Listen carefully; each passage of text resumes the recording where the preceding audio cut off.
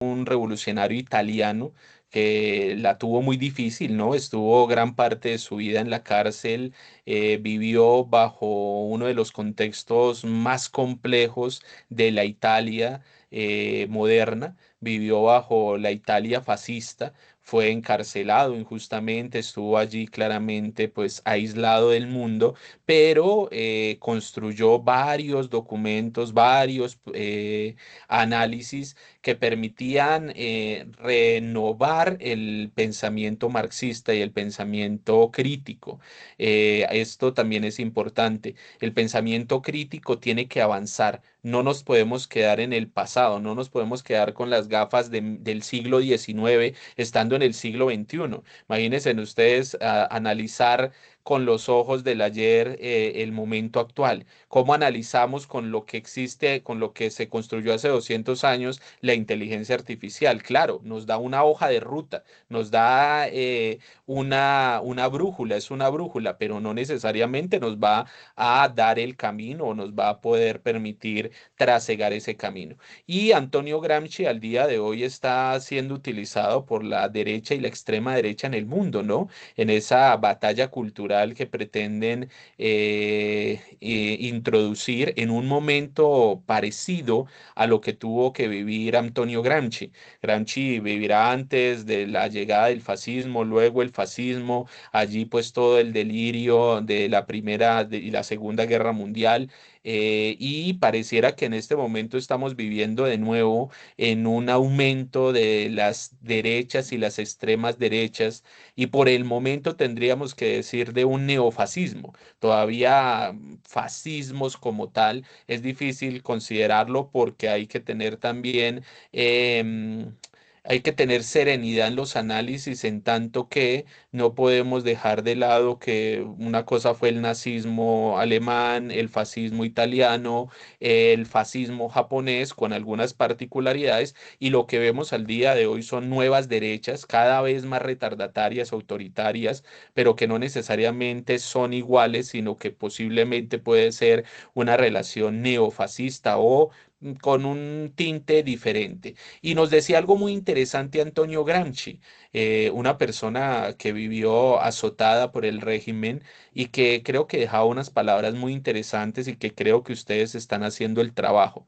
Es instruirse porque necesitamos nuestra inteligencia, conmuévanse porque necesitaremos todo nuestro entusiasmo y organicémonos porque necesitamos toda nuestra fuerza.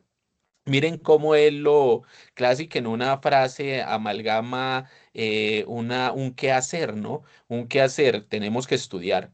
Tenemos que estudiar para analizar, para comprender, para transformar. Uno no piensa transformar algo sin tenerlo planeado.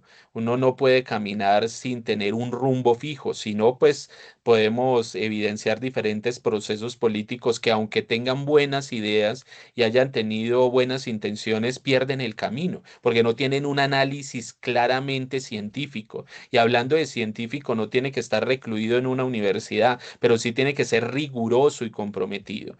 Conmoverse, algo que al día de hoy parece que hemos perdido, la empatía, esa relación que implica sentir lo que otros sienten, conmovernos y actuar. Actuar a partir de una organización, cómo dejamos el individualismo que ha corroído en la modernidad y en el mundo contemporáneo y podemos generar transformaciones. Y una pequeña frase también de Gramsci, hay que convencer a mucha gente de que el estudio también es un oficio y no muy cansado. Es importante estudiar. Es importante volver a construir conocimiento.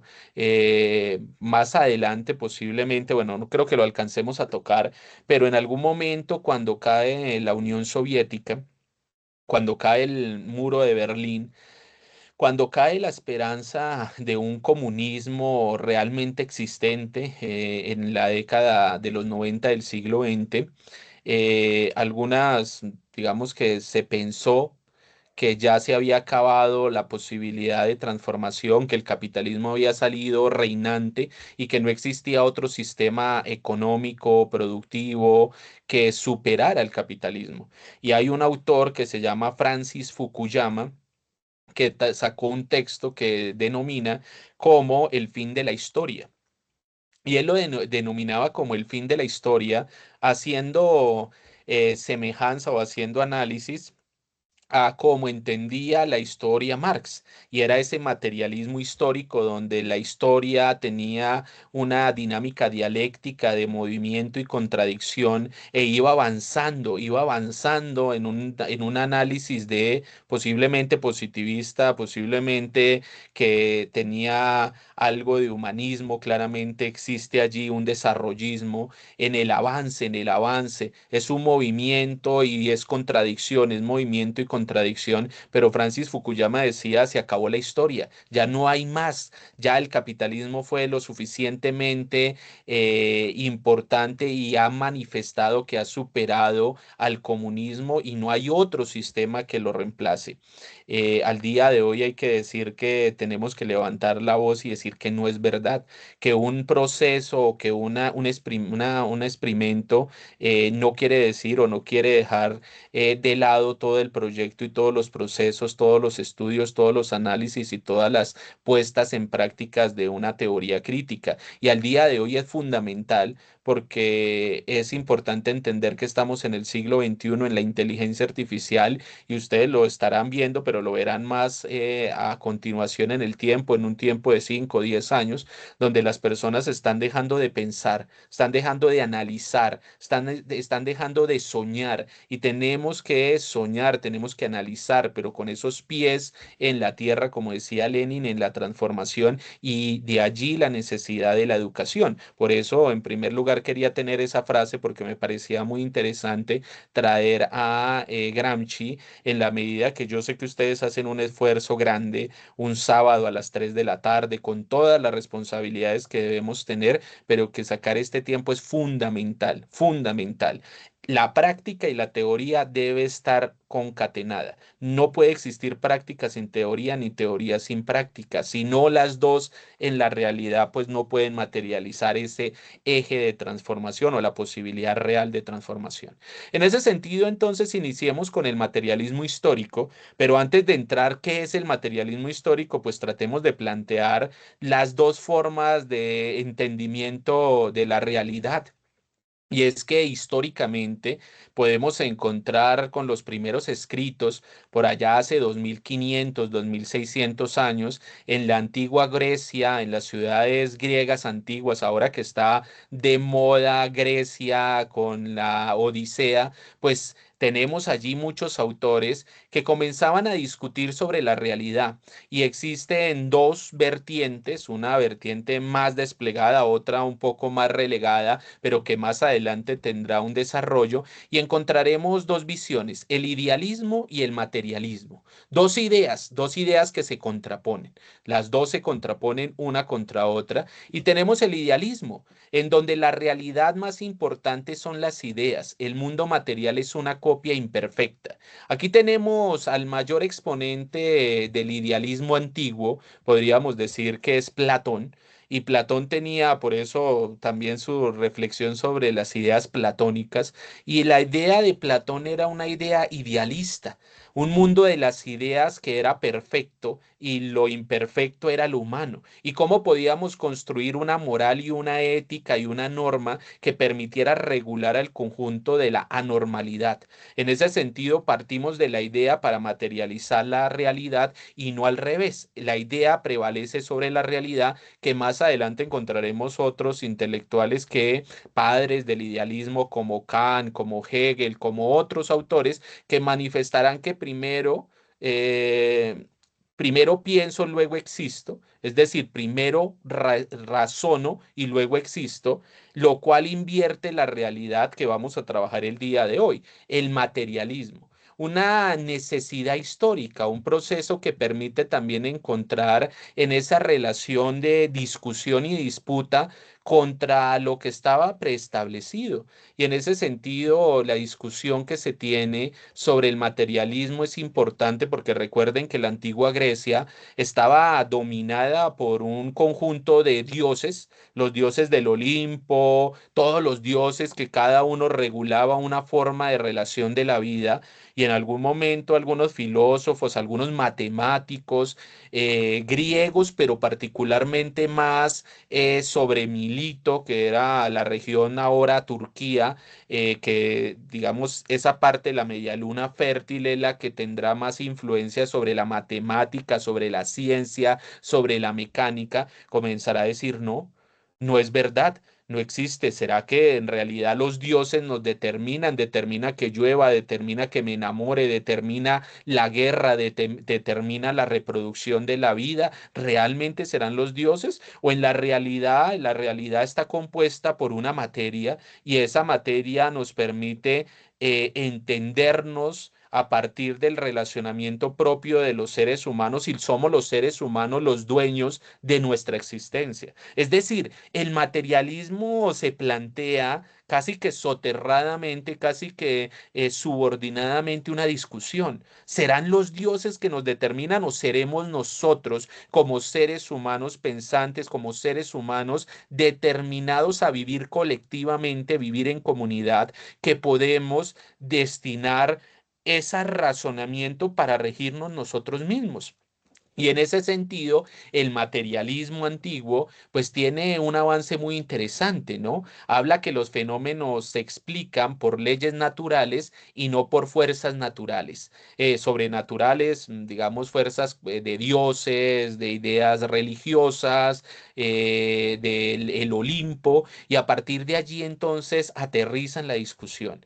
El ser humano es dueño de su destino y no está atado a los dioses. Claramente esto estaba muy subordinado, era una discusión más a la matemática, donde decían que existía el átomo, a partir del átomo, que el átomo en su concepción es algo que no se puede dividir, y al final pues en la física moderna entendemos que el átomo sí se puede dividir, pero con una inteligencia muy grande. Imagínense ustedes, hace 2500 años alguien dijo que existía un átomo que era una pequeña, la partícula más pequeña, y que esa partícula pequeña estaba en toda la materia, que era indivisible y que hacía parte de toda la materia. Al día de hoy, claro, existen otras energías, otras fuerzas, pero al final, miren ustedes, hace 2500 años se construyó algo muy interesante a partir de un pensamiento materialista, y era pensarse por fuera del idealismo, por fuera de las ideas, por fuera de la subordinación de un Dios, por fuera de una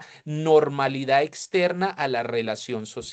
Entonces tenemos el idealismo y el materialismo, el idealismo y el realismo, podríamos irnos también a las relaciones internacionales, el idealismo como una propuesta abstracta, como una propuesta en la cual hay unas fuerzas que no comprendemos del todo, y el materialismo que pretende recomponer la voluntad, la fuerza del ser humano, ese ser humano en comunidad que puede regir su destino y que claramente parte de esa materialidad y no de esa ilusión.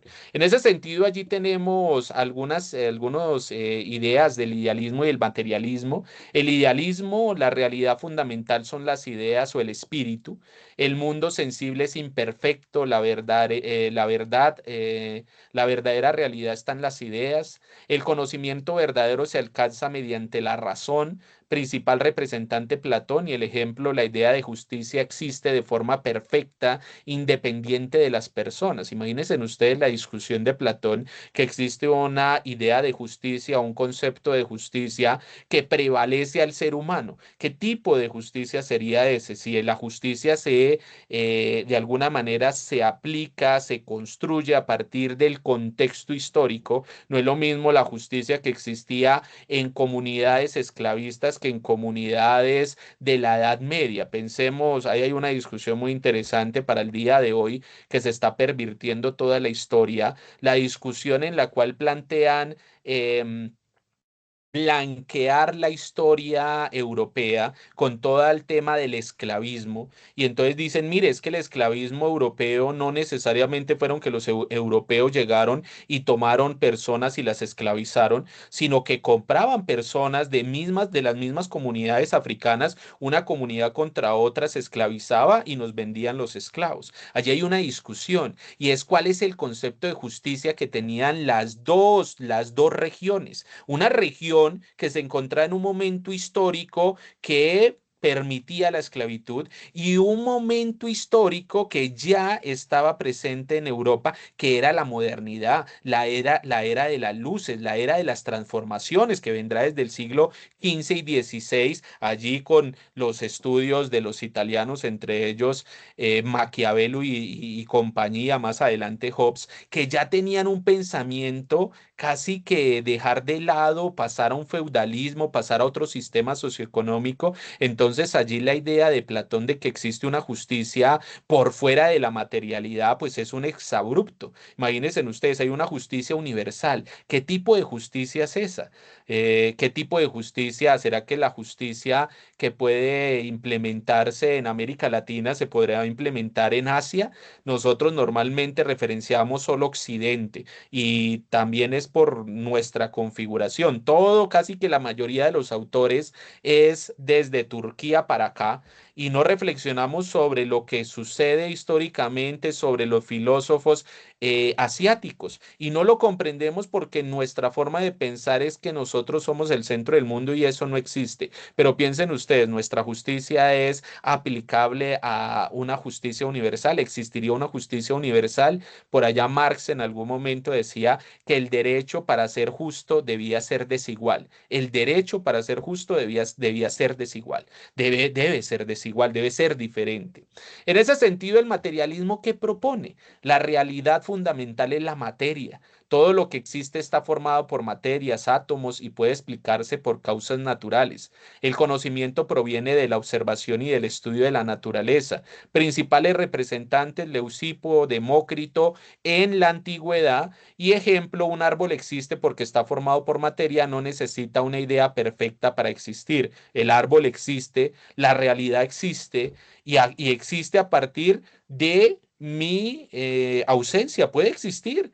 No me gusta cómo terminó esta canal de History Channel, pero había algo muy interesante que mostraban el mundo después del hombre y al final hacían una especulación ruidosa, pero es verdad, el mundo podría seguir existiendo sin que nosotros existiéramos y sin que existiera nuestro pensamiento. Ahí la discusión es, bueno, no existiría el ser humano como ser humano, pero la realidad, al menos natural, existiría. Esa naturaleza, nosotros somos parte de la naturaleza. Allí tenemos los tres exponentes de la antigüedad, hay muchísimos más. Herodoto, padre de la historia, pero en ciencia política nos quedamos con Sócrates, Platón y Aristóteles. Y tenemos allí diferentes pensamientos. El pensamiento de Sócrates, un pensamiento dialéctico crítico, que al día de hoy pareciera que tendríamos que volver a él. La pregunta y la respuesta, el análisis crítico, el análisis a partir de la pregunta, la reflexión hasta la depuración que es necesaria. Al día de hoy, ¿por qué caemos en mentiras?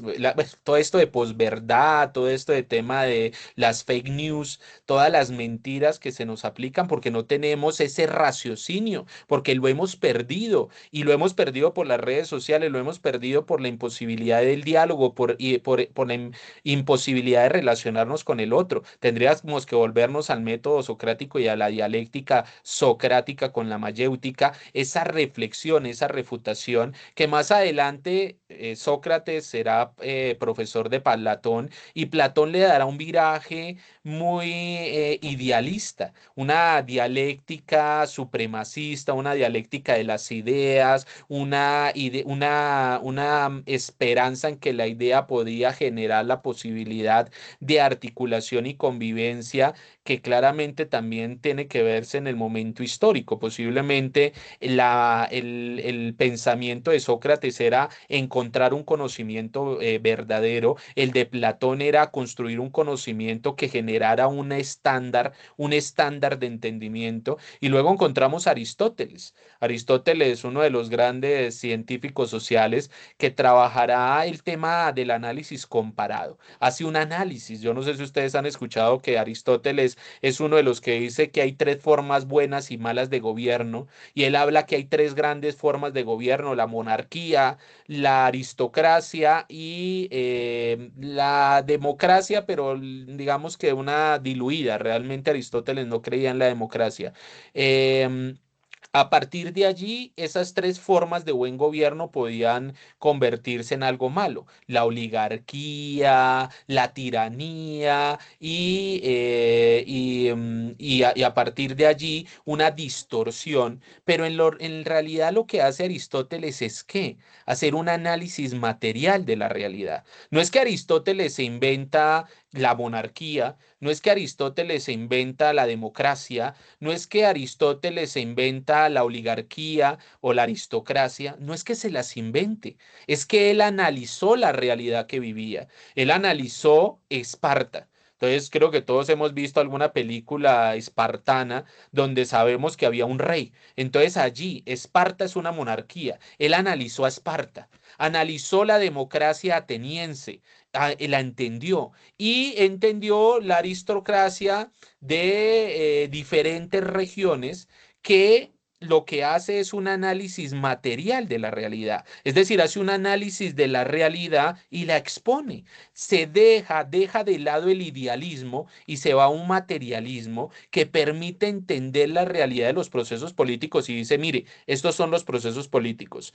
Y hace algo muy interesante: coloca tres formas de gobierno: monarquía, aristocracia y democracia, entre comillas. Esas tres son buenas formas, depende de cómo se administre. Y hay tres degradaciones. Cada una tiene una degradación y él lo muestra a partir de un análisis material. No se va a las ideas, no se va a qué sería o qué debería ser la democracia, sino lo que ha sido históricamente. Ahí ya comienza a haber un análisis de la realidad, un análisis material de la realidad, que si bien Aristóteles no utilizó el materialismo, lo utilizará como un recurso discursivo, si lo utiliza como un método comparado de investigación. Pero tendremos que ir más avanzando más rápidamente y encontramos una de las transformaciones más importantes de nuestro contexto histórico: la modernidad. La modernidad está discutida. ¿Cuándo nace la modernidad? ¿Cuándo dejamos de ser premodernos? ¿Cuándo dejamos de ser esos antiguos? ¿Cuándo dejamos esa edad media de la oscuridad? Cuando uno le hablan de la edad media, uno piensa en esos castillos viejos, oscuros, insalubres, con falta de educación, con falta de salud, con una persistencia del idealismo, donde la religión tendría mucha influencia, donde la religión impedía la evolución del pensamiento, puesto que el pensamiento no podía derivarse de lo material, sino se derivaba de un pensamiento espiritual. ¿Para qué estudiar si ya está en la Biblia? Piensen ustedes, ¿para qué construir normas si ya hay un documento que ha sido construido por un Dios, y ese Dios, esa es palabra divina, y esas normas, pues cualquier ser humano no podría construir algo mejor que lo que ha construido Dios? Y allí comienza la discusión interesante de la modernidad con un autor que ha sido completamente criticado, debe ser criticado claramente, pero no ha sido entendido del todo: Thomas Hobbes. Thomas Hobbes será uno de los padres del materialismo moderno, será el padre del Estado nacional moderno, del Estado moderno actual, pero no es que se lo haya imaginado.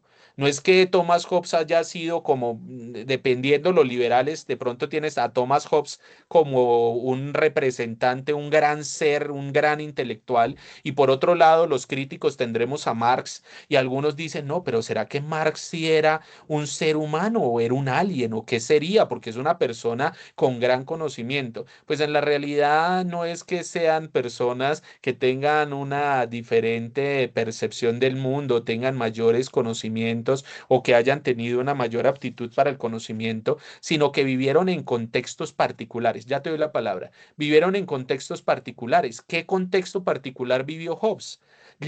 el Tratado de Westfalia que construyó el Estado-Nación, es decir, el Tratado de Westfalia, que fue una guerra de 30 años de los imperios europeos, comprendieron que esa guerra debía llegarse, en algún momento debían llegar a un acuerdo de paz, pero para construir un acuerdo de paz estable tenían que reconocer la soberanía del otro. Pero el problema es que cómo reconozco la soberanía de un rey si el rey es la manifestación de Dios en la tierra y no puede reconocer otro rey. Allí, cuando se hace ese reconocimiento de la soberanía, yo soy rey, pero en este territorio, usted es rey en otro territorio, se configura el Estado moderno y lo que hace Thomas Hobbes es hacer un materialismo moderno donde deja de lado los dioses, separa la realidad idílica de todo el tema de la escolástica, de la Edad Media, toda la idea de la religión y la baja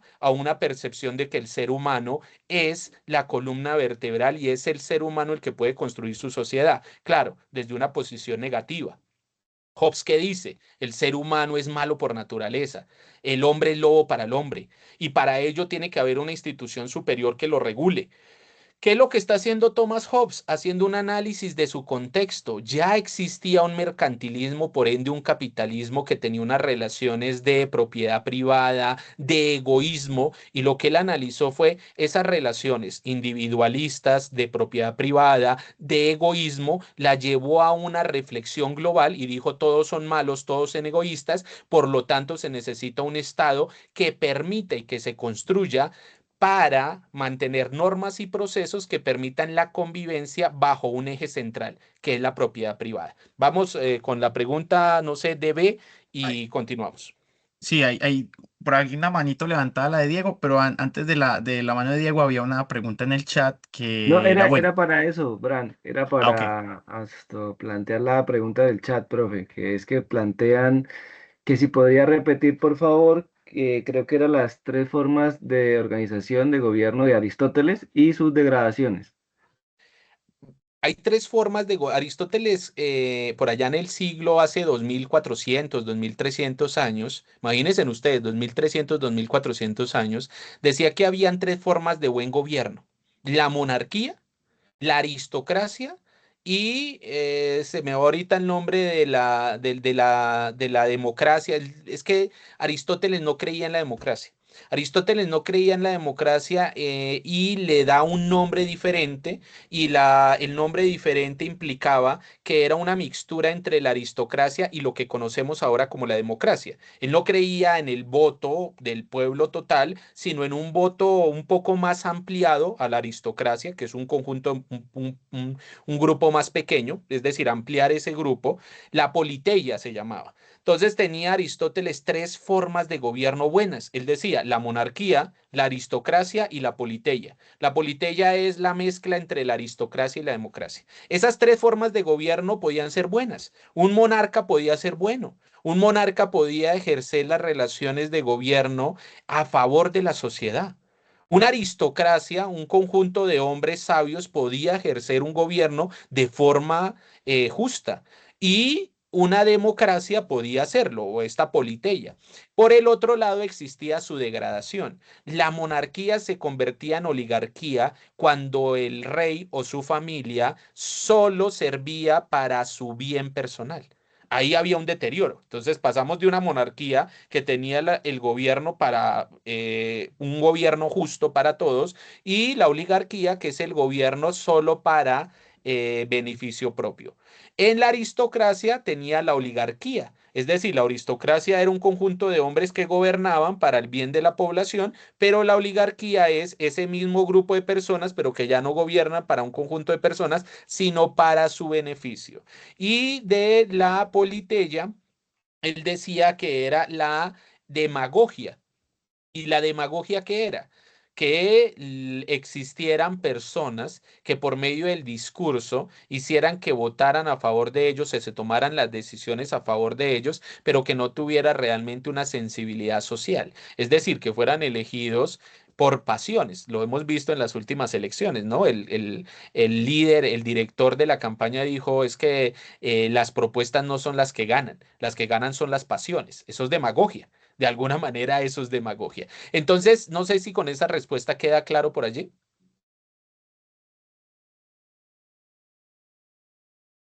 Sí, Fabián, ¿te profe. escuchamos? No sé, no. No, está tratando de entrar Fabián. Sí, profe, quedó claro, gracias. Estaba ingresando, profe, ahí al chat, Fabián, pero yo creo ya con eso quedaría clara la pregunta. Listo, entonces vamos avanzando. Discúlpeme, yo me estoy tomando un poquito más de tiempo, pero es que iniciar solo con materialismo histórico es dejar de lado la historia de la evolución del pensamiento. Y no podemos dejarlo ni el pensamiento cuando se construye, ni lo que debemos construir. En ese sentido, Thomas Hobbes tiene ese pensamiento mecanicista. Es un pensamiento avanzado en su tiempo, esto hay que decirlo. El pensamiento de Hobbes era revolucionario para el siglo XVII. Para 1651 que construye el Leviatán, es un revolucionario. Y Hobbes, Thomas Hobbes, que es el que ahora criticamos, fue un revolucionario y fue negado, fue excomulgado de la Iglesia Católica. Pero pues imagínense ustedes, una persona que decía que las personas podían determinar su rumbo y su destino, que no estaban determinados por un Dios, que no existía una palabra sagrada, sino que se debía construir las normas y los procesos. Pues imagínense ustedes lo insurrecto que sería. Imagínense ustedes decir en la antigüedad donde los reyes tenían poder porque eran la mano derecha de Dios y Dios era la iglesia, es decir, tenían un poder ahí muy, muy cercano. Pues imagínense ustedes un tipo de decir, no, eso no existe. Los seres humanos debemos articularnos a partir de una organización, de un Estado-nación, que tenga un pensamiento negativo del ser humano es otra cosa, que tenga un tipo de organización denominada Estado-nación negativo, que es el conocemos es otra cosa, pero que genere un avance es indudable. Para el siglo XVII, Thomas Hobbes fue completamente revolucionario. Para el siglo XXI, no, porque es que el mundo cambia. Para el siglo XIX, siglo XX y siglo XXI no, pero para el siglo XVII sí, porque estaban saliendo de la Edad Media, de la Edad Antigua, a la modernidad. Y allí hay un salto cuantitativo y cualitativo que hay que entender. ¿Qué decía Thomas Hobbes en su materialismo moderno? El universo es corpóreo, todo lo que es real es cuerpo y lo que no es cuerpo no forma parte del universo. Es decir, ¿qué era lo que estaba tratando de decir Hobbes allí?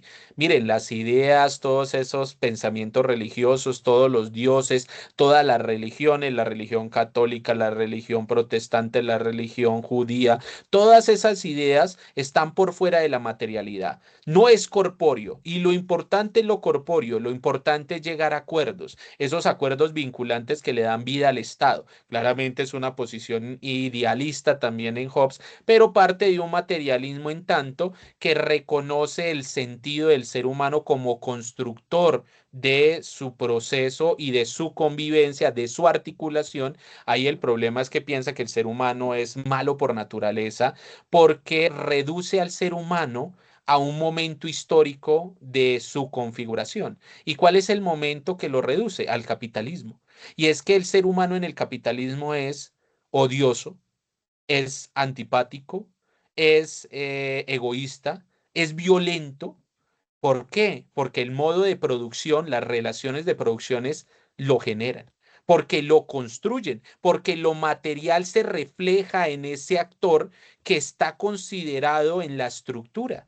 Entonces, al final, claramente se construye. Ahora, no, todos entonces son egoístas, no, porque para ello está la dialéctica, está la discusión, está la disputa, está la transformación y el raciocinio, pero en la realidad hay un determinante, una configuración que determina ese sistema de producción que se basa en la propiedad privada y la propiedad privada que es la exclusión del uso de un bien. La propiedad privada es yo tengo esta mercancía y es solo mía, es mi propiedad privada y lo excluyo a usted de que tenga cualquier servicio de ella. Yo tengo el placer y el poder y el privilegio de utilizarla y lo excluyo a usted. En ese sentido, ahí hay egoísmo, ahí hay violencia. justicia. Y en ese sentido, todas las personas se configuran en el sistema en esa relación. La discusión más adelante de Marx, que está ligada al materialismo histórico y es el materialismo dialéctico, es que dice que toda en la historia de la humanidad es la lucha de clases. Y la historia de la humanidad es esa lucha de clases entre los que ostentan el poder y los que no lo tienen y luchan por la transformación para tener una vida más justa. Allí entonces evidenciamos ese proceso. Más adelante encontramos a Hegel. Hegel es uno de los casi que de los primeros profesores de Marx, las primeras influencias. Marx fue un hegeliano en su inicio de su vida académica. Marx fue un académico. Fue un académico profundo, no fue un activista, sí, pero desde la academia. Y fue un profundo teórico en el cual en un primer momento pues estudió claramente bajo la idea y el estandarte de Hegel, y Hegel le dará una transformación. Hegel se irá al idealismo y tendrá un papel ideal del Estado. Y entonces dirá que el Estado, como en la visión platónica, y el Estado debería ser lo óptimo. El Estado es la máxima expresión del ser, porque es el conjunto de las voluntades, lo cual implicaría que es lo mejor que pueda existir. El problema es que él no comprende la realidad material en la cual se construyó ese Estado y por eso entonces tiene una visión idealista que más adelante Feuerbach y Marx comenzarán a criticar. Entonces, Feuerbach y su pensamiento materialista va a una discusión con Hegel y sostiene que la naturaleza y el ser humano existen antes que las ideas. La naturaleza y el ser humano existen antes que las ideas y las ideas no pueden estar por encima de las relaciones de la sociedad. No puede existir porque las relaciones de la sociedad en la naturaleza, ser humano y naturaleza, implica la materialidad y la posibilidad de construcción del pensamiento. ¿Cómo se construyó el Internet? En el reflejo, en el análisis de cómo se comunicaban las abejas, cómo se comunicaban diferentes animales. Todo lo que hemos generado como seres humanos ha sido la expansión de nuestro análisis a partir de la materialidad. ¿Por qué creamos asadones? Porque como nosotros evolucionamos y lo único que teníamos, somos el ser humano más débil de la naturaleza o uno de los más débiles de la naturaleza. Nosotros necesitamos 4, 5, 10, 15, 20 años para podernos relacionar de una manera óptima con la naturaleza. Si ustedes lo lanzan de bebés a la naturaleza, si los mandan a la selva, ustedes no se van a convertir en Tarzán. Posiblemente van a ser comida de una o presa de un animal salvaje o van a morir por las condiciones del entorno. En la realidad del ser humano, lo único que generó la transformación que se genera es el raciocinio y el raciocinio permite el relacionamiento con la otra persona y eso determina que el ser humano tiene que vivir en comunidad y ese vivir en comunidad implica la construcción de ideas, pero esas ideas o ese pensamiento se relaciona a partir de lo que puede comprender, de lo que puede entender de la materialidad. Entonces el hombre tendrá que pasar casi, no sé, miles de años para comprender que necesitaba una extensión y la extensión era un asadón y una pala para poder cultivar sus alimentos. ¿Y cómo lo hizo? ¿Será que vino un alien y nos dijo que había una pala y que tenía que arar la tierra? ¿O será que vio a un topo cómo araba y cómo sus uñas parecían un asadón? En la realidad todos los avances científicos están ligados a la naturaleza. Por eso es que a nosotros nos tienen los ojos encima Colombia, porque tenemos un gran acervo de naturaleza. La Amazonía por kilómetro cuadrado tiene mayor biodiversidad que todo el continente europeo debido a las relaciones de verano, invierno, otoño y primavera que existen allí. Rechazó el idealismo, Feuerbach rechazó el idealismo de Hegel, afirmando que las ideas no son fundamento de la realidad. Consideró que el ser humano es un ser material y natural con necesidades concretas y explicó que la religión es una creación humana. La religión es una creación humana. Y en ese sentido, las personas proyectan en Dios sus propios deseos y cualidades. Es decir, la tesis principal de Feuerbach es, no es Dios quien creó al hombre, sino es el hombre que creó a Dios. Aquí hay una inversión muy interesante, que al día de hoy está en disputa, que al día de hoy está en disputa. Y tenemos el materialismo histórico y dialéctico de Marx y Engels. ¿Qué dice Marx y Engels? ¿Cuál es el pensamiento de Marx y Engels? Marx y Engels se posicionarán a favor de Feuerbach, pero le dirán algo muy interesante y es, ese materialismo es importante en la reflexión que la materialidad está o determina las ideas y el pensamiento. La materialidad, las relaciones materiales de existencia determinan el pensamiento, cómo nos relacionamos, cómo pensamos, cómo actuamos. Eso es entendible y consideramos que es verdad, pero la discusión es, ¿nos vamos a quedar en comprender esos axiomas, esos pensamientos, o vamos a pensar en cómo los debemos transformar? Tenemos que pensar cómo transformarlo, y es que esto también es importante, la historia. ¿Cómo Marx y Engels en qué contexto histórico viven? Viven en un contexto histórico de una gran crisis económica derivada de la primera y casi el ingreso de la segunda revolución industrial, donde los trabajadores no tenían el acceso a las necesidades básicas y comienza a haber una discusión, una movilización. No es que Marx construyó y edificó el movimiento social, el movimiento industrial, el movimiento de las y los trabajadores, sino que será el desarrollo del movimiento de los trabajadores y las trabajadoras que analizado de manera científica, comprende la situación del proceso y entiende el materialismo histórico. AD, ¿te escuchamos? Amparo alzó la mano. Cuéntanos. Qué pena, es que me voy a retirar. No sé si el resto de la charla quede grabada para yo poderla escuchar. Sí, queda grabada y si tú estás en el grupo de WhatsApp, Sí, señor. nosotros ahí de acá al lunes máximo mandamos el enlace del YouTube donde está la grabación de toda la sesión, pero toda va a quedar grabada para que quedes tranquila. Ah, listo, gracias. Muy amable, muy Con mucho gusto. buena tarde. Perfecto, continuamos. Listo. Hay unas tesis que son fundamentales que las lean.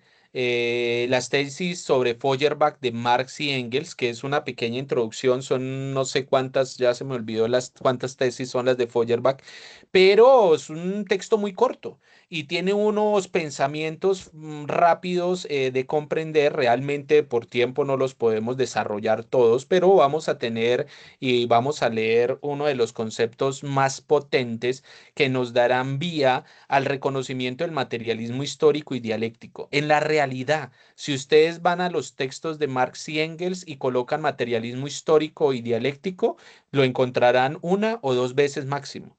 Por allá me lo encontré alguna vez en los Gundrices, pero no está, es decir, esto es un pensamiento filosófico que no necesariamente lo incluyó Marx en sus textos más divulgados, porque él reconocía a su público y él reconocía que no podía escribir de una manera filosófica, de una manera tan compleja, a partir también de la consideración de la población a la cual iba a llegar. Y eran trabajadores que no tenían, muchas veces no sabían ni leer ni escribir. Y entonces por allá Engels le decía, venga hermano, bájele al discurso porque es muy difícil que usted ponga eso en un pensamiento científico que es necesario, pero tenemos que divulgar las ideas. Y esta frase es muy importante porque nos lleva al pensamiento marxista del materialismo histórico y dialéctico. La coincidencia de la modificación de las circunstancias y de la actividad humana solo puede concebirse y entenderse racionalmente como práctica revolucionaria. Ahí hay la conciencia de la transformación, la necesidad de la transformación. El pensamiento del materialismo histórico de Marx es un pensamiento que va en vía de la transformación, no necesariamente de la reflexión, no solo en la consideración de discutir si el idealismo o el materialismo, si las ideas o la realidad son anteriores a otras, sino en la realidad por qué me permite el materialismo generar la necesidad de un conocimiento y generar la posibilidad de una transformación. Y dice algo interesante sobre Feuerbach, también sobre Engels y todos los filósofos que lo habían precedido. Y es que dice que los filósofos no han hecho más que interpretar de diversos modos el mundo, pero de lo que se trata es transformarlo. Y allí entonces Marx nos dice, mire, aquí hay una academia militante, aquí hay una academia que pretende la transformación, hay unas consideraciones y hay unos momentos históricos y hay una condición que implica la imposibilidad de quedarse tan solo en el análisis, sino también plantear una transformación entendiendo la realidad. Vamos a entender la realidad. ¿Y cómo la entendemos? A partir de las ideas. Vamos a entenderla a partir de las ideas en las cuales el Estado es la organización óptima de la sociedad y vamos a esperar que el Estado por su misma relación pueda generar las transformaciones que necesita la sociedad, o es necesario entender que esa sociedad es la que genera las transformaciones. No son las ideas, no son las instituciones por instituidas las que construyen las transformaciones, sino es el ser humano en su acción de vida que las transforma. Pero más adelante dice, es que ahí hay una discusión y es que no toda la sociedad o la sociedad no es homogénea. En la sociedad siempre ha existido diferencias y han existido clases. Y en esas clases hay unos que viven oprimidos y otros que oprimen. Y se han mantenido en la historia, ha mantenido en la historia de las etapas históricas que utiliza Marx, allí ya utiliza el materialismo histórico para comprender cómo se estructuraban las sociedades. Entonces él decía, antes lo que existió fue comunidades primitivas, y esas comunidades primitivas eran, por ejemplo, comunidades indígenas o aborígenes, que más adelante por allá diferentes autores llamarán también comunismo primitivo, que eran formas de organización, de producción social y acumulación social, es decir, producía la comunidad, pero se acumulaba a partir de la comunidad. Por eso muchas comunidades indígenas tenían una percepción muy interesante, y es que cultivaban y luego de que repartían todo lo necesario para la vida, para la existencia de la población, entraban a juegos, a fiestas, hasta que se acabara todo, para que no existiera ese excedente que permitiera la acumulación. Algo que era primitivo, pero era una visión. Si yo me apropio de mayores mercancías, estoy generando una división de poder, un poder mayor que permitirá la subordinación y por ende la ruptura de nuestra sociedad. ¿Qué es lo que hago? Produce toda la sociedad el alimento, luego lo repartimos y lo que queda de excedente no lo disfrutamos en fiestas. Es una mirada primitiva, pero es lo que existía por allá hace 2600, 2500 años. Luego el esclavismo.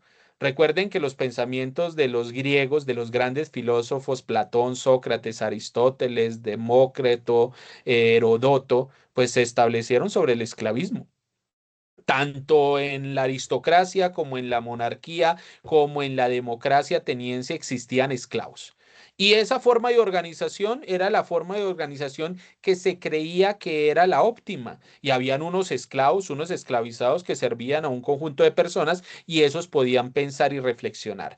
Allí existían dos relaciones, los esclavistas y los esclavos. Más adelante encontramos el feudalismo, que es un momento particular en la historia cuando cae el Imperio Romano y llega la Edad Media desde el siglo V hasta 1500, 1400. Luego llegará el sistema capitalista, donde, bueno, en el feudalismo tenemos los reyes y los señores feudales y a los siervos de gleba. Los siervos de gleba desposeídos de todo y el señor feudal y el rey viviendo a costas de los siervos de gleba. Y luego tendremos el capitalismo, donde existe un burgués que tiene el monopolio privado de los medios de producción y los trabajadores que lo único que tienen es el trabajo para existir.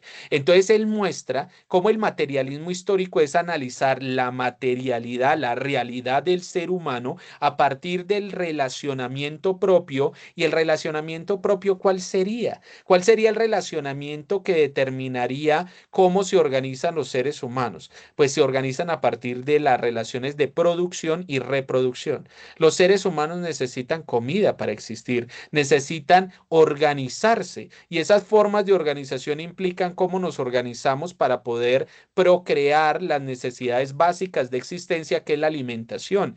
Es decir, esa forma estructurante, esa forma determinante de cómo producimos y reproducimos nuestra vida es la que determina en última instancia nuestras ideas. Por eso Marx diría entonces, la forma de producción y reproducción de la vida material determina las otras instituciones, el Estado, la justicia, la educación, todos los procesos. Y lo vemos al día de hoy.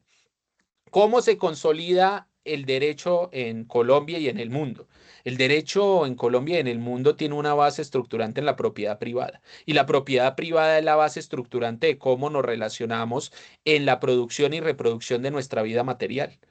Y es la ancla. Hasta los derechos humanos, un derecho humano y el ancla de los derechos humanos es la propiedad privada. En ese sentido, esa forma determina el conjunto de pensamiento, cómo pensamos, cómo nos articulamos, cómo pensamos y cómo generamos ideas. Se generan esas ideas a partir de cómo nos relacionamos en la necesidad básica de satisfacción del ser humano, que es poder sobrevivir. ¿Y cómo sobrevivimos? Pues con la alimentación, cómo generamos esos procesos de producción y reproducción.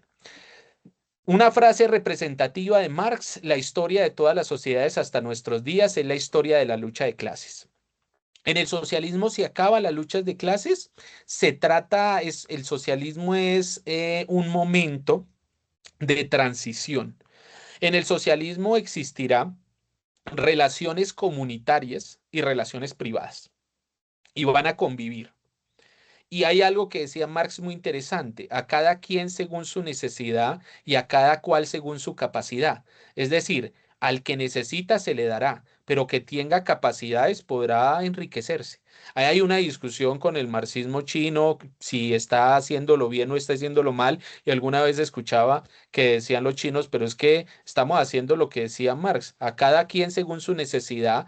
China dejó hace 2, 3 años, ya no tiene pobres en China, al menos en el índice económico. Yo no sé cuántos dólares son, $3 o $4 al día que debe tener una persona para que no sea categorizado como pobre. En China ya no existen pobres. Eso no quiere decir que no existe desigualdad, pero no al menos esa pobreza. Entonces es un estadio de transición y el comunismo sí sería una relación muy interesante y sería una producción social bajo una acumulación social. Es decir, invertir la relación fundante del capitalismo. El capitalismo se funda a partir de la propiedad privada y a partir de la propiedad privada se genera una contradicción. El sistema capitalista por eso tiene tantas crisis, porque es una pata, es una mesa con una pata coja, porque tiene una producción social. Todos trabajamos para producir la vida. Todos trabajamos, todos tenemos que trabajar para vivir. La mayoría trabajamos para vivir.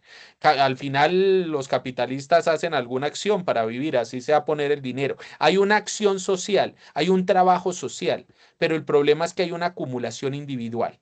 La acumulación es individual y no social. Allí hay una ruptura. La producción es social y la acumulación es individual. Ahí hay una diferencia. ¿Cómo así que producimos todos y se acumula unos pocos? ¿Cómo así que unos pocos se quedan con el excedente, se quedan con gran parte de la riqueza y los otros se quedan sin las necesidades básicas satisfechas? Allí hay una discusión. ¿Qué es lo que dice el comunismo en esa idea del materialismo histórico y en la construcción o en la posibilidad de la construcción del comunismo? La idea es producción social y acumulación social, es decir, la producción y una forma en la cual se pueda generar una acumulación social y no individual que permita claramente el avance de la sociedad. Porque también en Marx hay algo muy interesante y es que es un pensamiento científico de desarrollo de las fuerzas productivas para que se pueda generar una sociedad en la cual las personas no tengan que hacer acciones, por ejemplo, físicas de trabajo,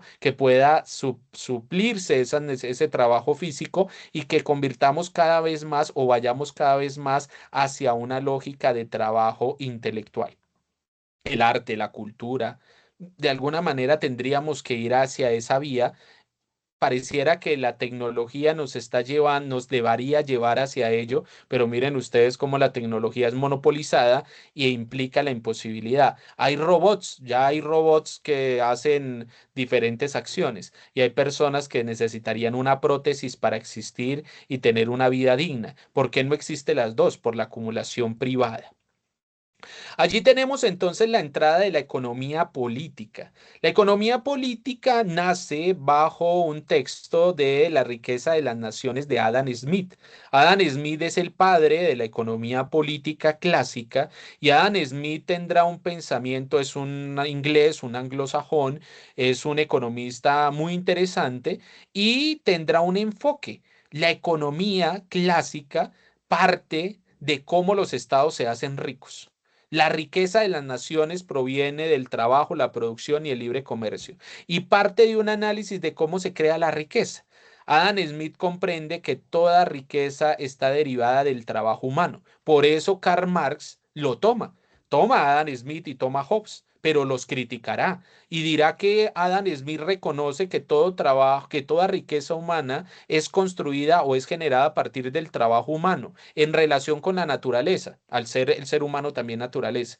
Marx decía que el trabajo, pensemos, es un poquito machista, pero es que es el siglo XIX, no podemos hacer una mirada anacrónica, pero decía que el hombre, el trabajo era el hombre y la mujer era la naturaleza, y que se necesitaba los dos para generar la riqueza. En ese sentido, la riqueza de las naciones de Adam Smith reconocía que el trabajo era la fuente de la riqueza. Más adelante en la política económica, porque es que hay una discusión entre economía política y política económica.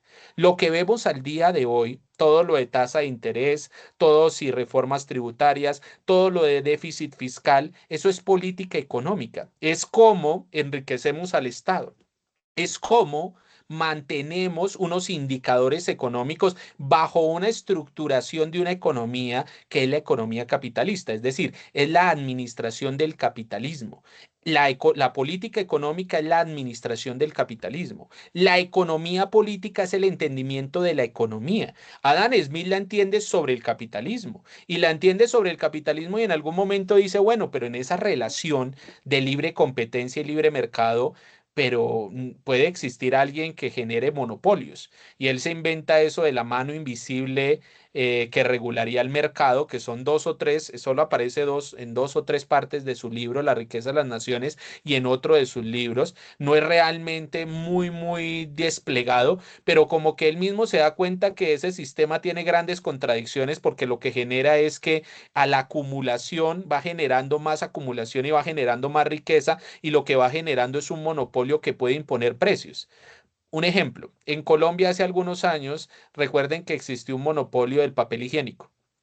Y habían unas empresas, habían múltiples empresas y se peleaban por el precio del papel higiénico y hicieron quebrar a todas las pequeñas empresas y se quedaron dos empresas con el monopolio.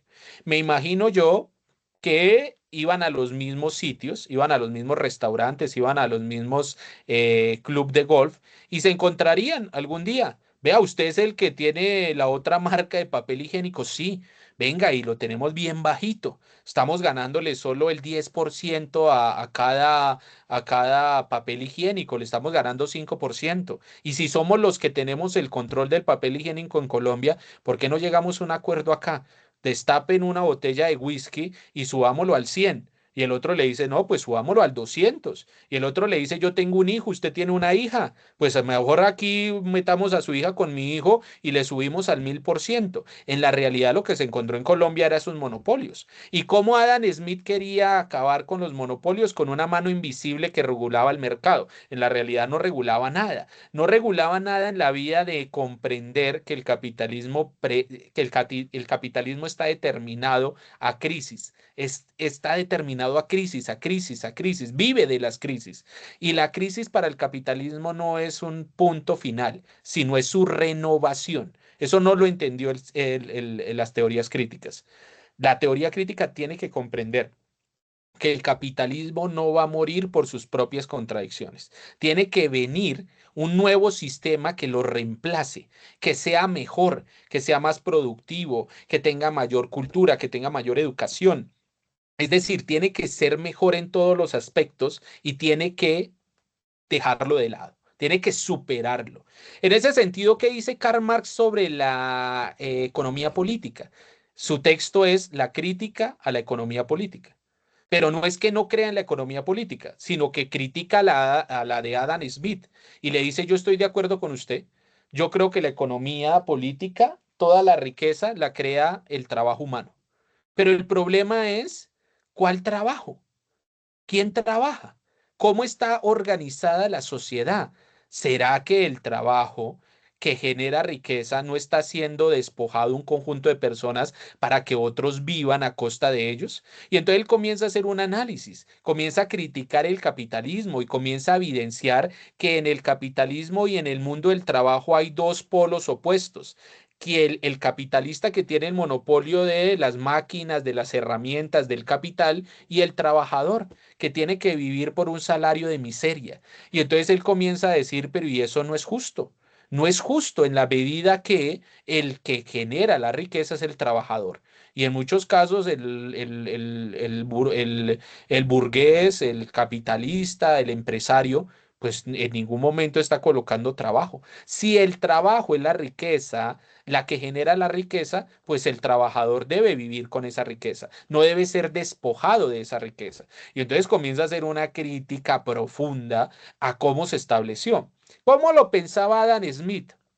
Lo pensaba fácilmente. Adam Smith pensaba bajo una idea idílica y él pensaba que los capitalistas habían sido personas ahorrativas, habían sido personas muy trabajadoras, habían sido personas muy emprendedoras que habían ahorrado de su trabajo, es decir, con su trabajo habían generado una riqueza y vivían con poquito y ahorraban hasta que pudieron comprar una parcela y luego compraron asadones y luego entonces generaron un ahorro para poder pagar salario a los trabajadores y eso le permitía decir que el capitalista, que el empresario, pues tenía una riqueza que había sido forjada con su esfuerzo. Lo que dice Karl Marx es, mire, eso es una novela, es una mentira.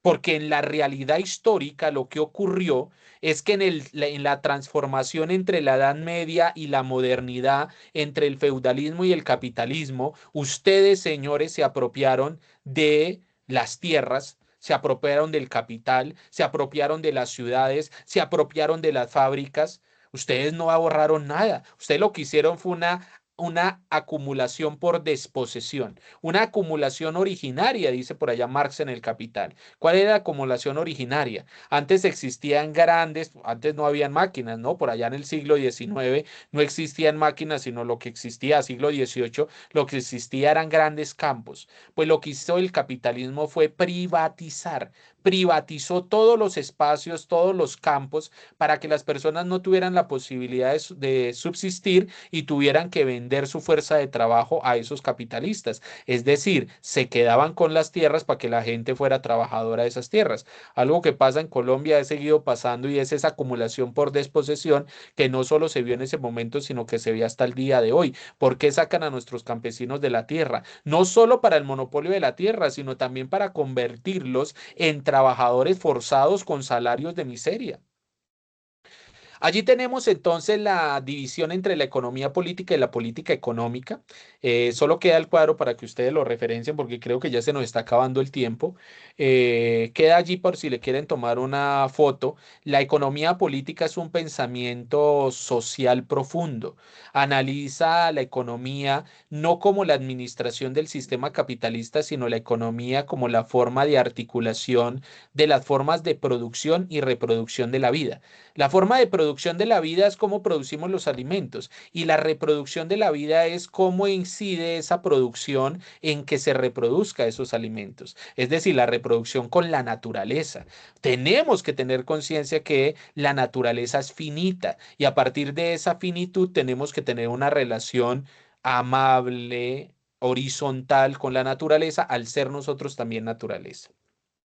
Algunos autores de la economía política, Adam Smith, David Ricardo, Thomas Malthus, John Stuart Mill, Karl Marx, algunos otros más adelante en el tiempo, por allá, a finales del siglo XIX, cuando Karl Marx comienza a hacer la crítica a la economía política, comienzan a decir que ya la economía política murió, que eso de que la riqueza venga del trabajo es mentira, que la riqueza no viene del trabajo, sino viene a partir de la última producción, de la última pieza de producción, que es una reflexión traída de los cabellos y es traída matemáticamente a partir de estructuras que lo que hace es perder el sentido de la realidad material y es una ilusión de las ideas. Las ideas nos pueden vender todo, como la mano invisible. Yo no sé si ustedes han visto el meme de Smith, cuando Adam Smith está por allá en un río y se está ahogando y le dice a alguien que lo salve y le dice la persona que está ahí mirando, le dice, dígale a la mano invisible que lo salve. La realidad son ideas, son ilusiones que se construyen y al día de hoy la economía política debería mantener una idea de reflexión, la economía política, no la política económica. Lo que han hecho todos los gobiernos es política económica. Tenemos que pasar a la economía política, a la reflexión de cómo producimos y cómo reproducimos nuestra vida bajo las necesidades de una sociedad que está dividida en dos clases que son irreconciliables y que se necesita hacer una transición, un proceso de transición para una vida justa. En ese sentido se separa la economía política de la política económica y la forma del análisis complejo o un análisis simple. El capitalismo es un sistema productivo y reproductivo que se sostiene a partir de la propiedad privada de los medios de producción, circulación y consumo. En este sistema existen clases económicas donde unas de ellas viven del despojo del tiempo de vida de otra. Es importante también entenderlo como tiempo de vida. No lo veamos tan solo como proceso económico, porque si no, dejamos de lado las diferentes materializaciones del capitalismo. Es que yo me paso leyendo los clásicos y solo hablan de la fábrica y dentro de la fábrica cómo el trabajador trabaja 8 horas y al final del mes no le entregan todo su salario y eso genera una plusvalía.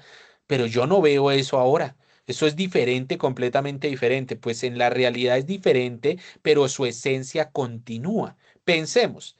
Al día de hoy, aproximadamente el 51 o 52% de los colombianos trabajan de manera informal y muchos de ellos trabajan al día en pequeñas tiendas, en pequeñas estructuras económicas, hasta vendiendo en las calles. Pensemos el chicle, el cigarrillo, el Vive 100.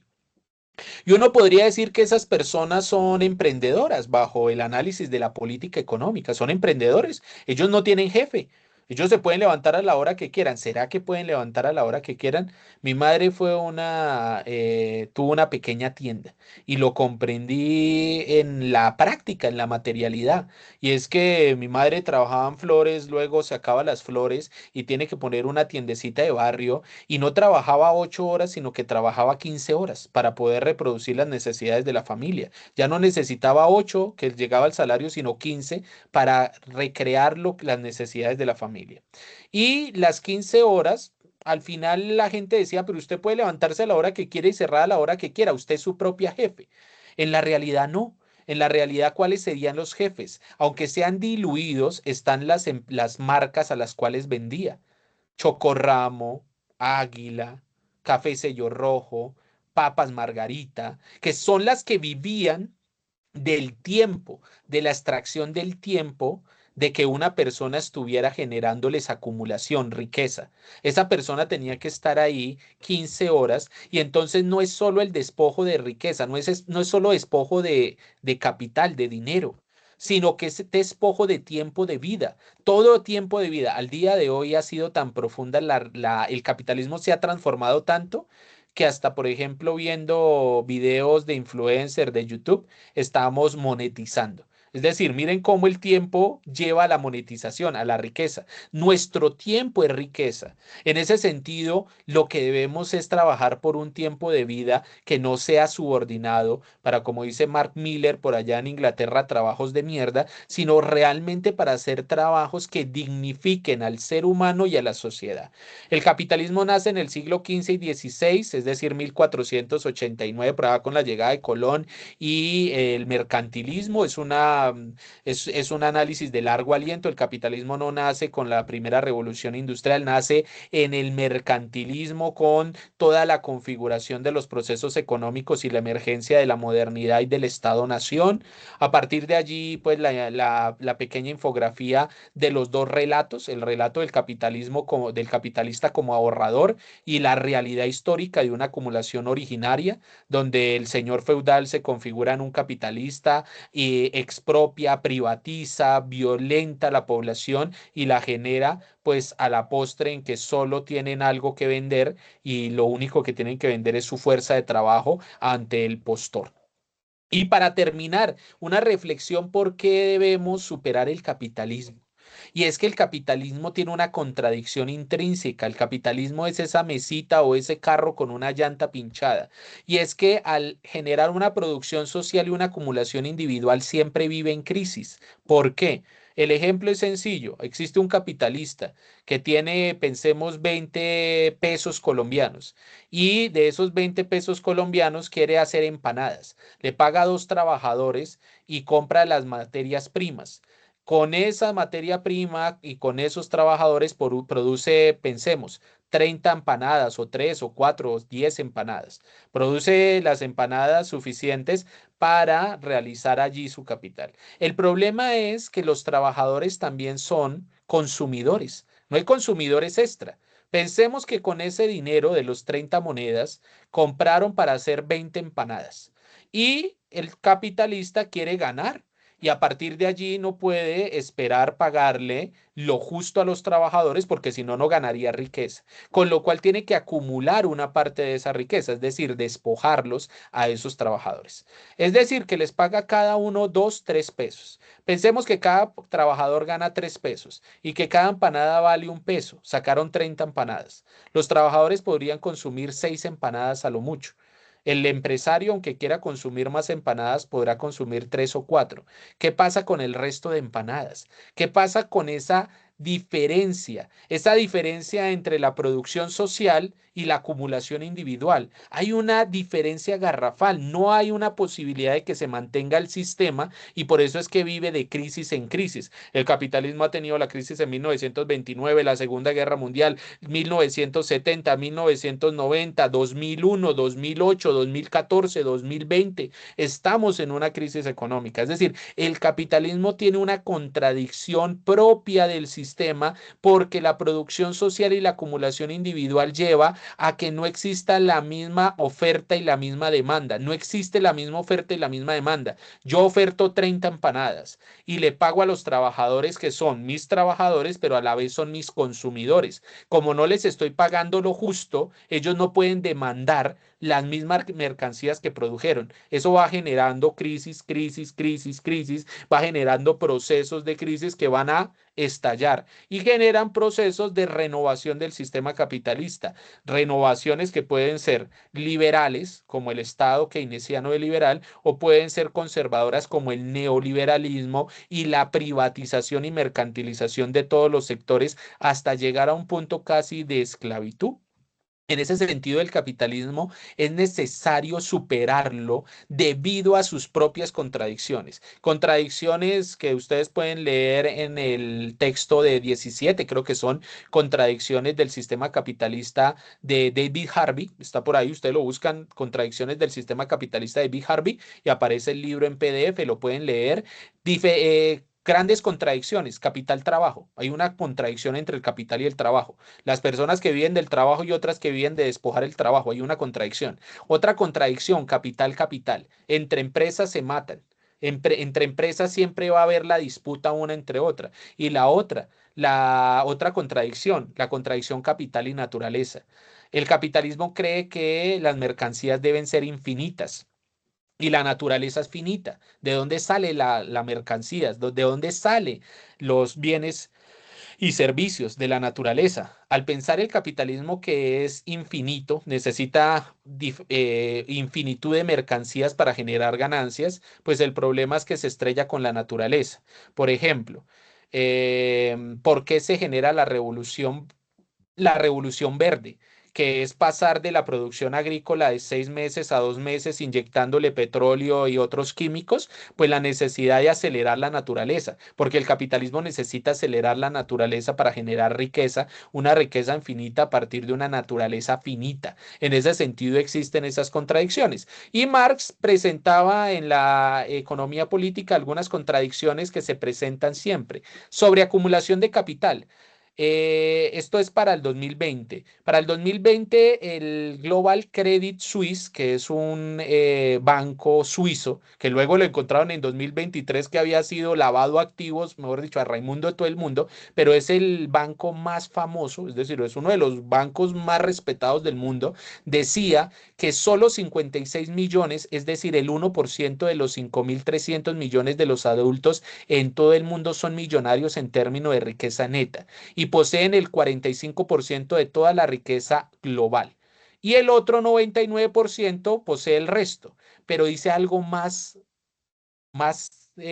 complejo. Por eso no les traje aquí el de Oxfam, porque a mí me parece este dato último interesantísimo, muy, muy duro, pero interesante. Casi 3.000 millones de personas en el mundo que tienen poca o ninguna riqueza después de deducir las deudas. Si ustedes miran sus deudas, ustedes hagan un papel, deudas y ingresos. ¿Qué tengo? ¿Cuánto tengo en la billetera? 10.000 pesos, mano. ¿Y cuánto deben las tarjetas de crédito? 5 millones. Nosotros no tenemos riqueza. Antes estamos debiendo en el futuro, es decir, lo que estamos es esclavizados hacia el futuro de un sistema financiero que lo que genera es una desposesión hacia futuro. No, por tiempo no lo podemos trabajar el tema de la financiarización, pero es que es una lógica macabra. Miren ustedes, el 1% tiene el 45% de la riqueza y al día de hoy 3.000 millones de personas, casi el 40% de la población, no tiene nada de riqueza después de computar ingresos y gastos. Ahorita yo estoy haciendo el tema de renta que toca presentarlo ante la DIAN y yo hice el análisis y yo estoy entre esos 3.000 millones de personas. Tranquilos, que estoy seguro que acá el que no esté está haciéndolo muy bien, porque qué bien que esté en estos espacios, pero estoy seguro que el 90%, si ustedes hacen el análisis entre deudas y gastas, estamos en esos 3.000 millones de personas. 3.000 millones de personas. ¿Cuántas Colombias caben allí? Aproximadamente 60 Colombias. Imagínense ustedes, 60 Colombias, 60 poblaciones colombianas no tienen ninguna riqueza, mientras que el 1% tiene el 45% de la riqueza. ¿Ese sistema es sustentable, sostenible? Para nada. Sobreproducción de mercancías. El denominado índice de desperdicio de alimentos del 2021 dice que en el año 2019 hubo 931 millones de toneladas de alimentos desperdiciados. Este sugiere que el 17% de la producción total de alimentos en el mundo fue a parar a la basura.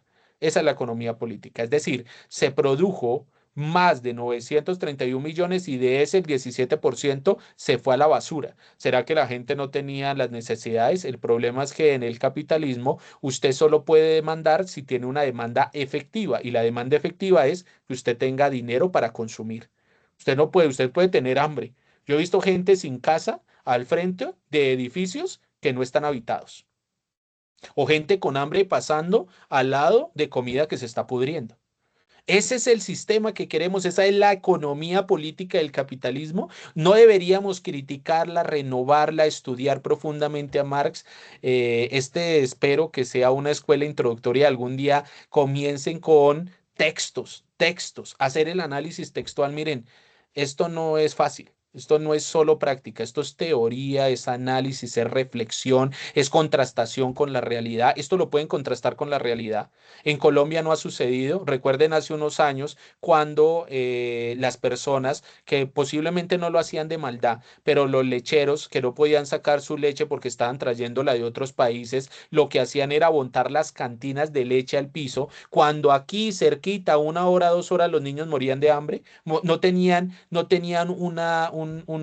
un litro de leche para poder al menos tomarlo y mientras otros lo estaban botando. Hay una relación, una mezquindad en el sistema socioeconómico capitalista del cual aparentemente nosotros estamos siendo impregnados. El individualismo, la falta de empatía, la falta de sentir como propio el dolor de la persona que está sufriendo, del ajeno. Eso es importante, la construcción comunitaria. No somos individuos, no podemos ser individuos y no podemos llegar a ser una transformación social sin la construcción comunitaria. Finalmente, la división internacional del trabajo que existe, ustedes saben que no solo se genera una división entre clases, es decir, trabajadores y capitalistas, sino también existe una división entre países metropolitanos o desarrollados y países denominados subdesarrollados. Y una foto muy interesante, alguna vez por temas académicos tuve que ir a Bélgica y me pasé cerca a una tienda como esa que ustedes ven allí, pero era mucho más pomposa.